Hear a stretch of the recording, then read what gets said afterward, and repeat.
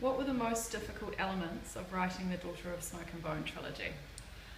I don't know exactly what the most difficult elements were, but I mean, writing is still very difficult for me in a lot of different ways. And Daughter of Smoke and Bone began very spontaneously in a way that was really unlike my writing process up until that point. Or I guess I should say my third book, Lips Touch, had come out of a series of writing exercises.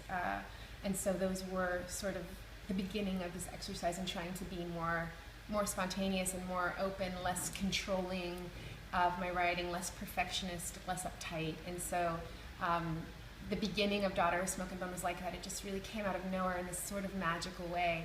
And that was the best writing day of my life. But then after that, I had to sort of gather it in and figure out what to do with it and answer some big questions about plot. And then it started getting difficult in the usual way for me of writing a book. And it still was a joyful book to write. I had a great time with it.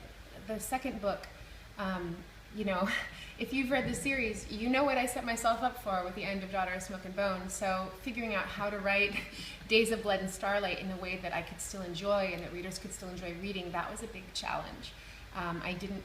It took me a while to realize that I had set myself up to write a war book. I sort of was in denial about that because I didn't think I could or really wanted to. But once I just made myself really dive into that world, and you know, I thought that I could sort of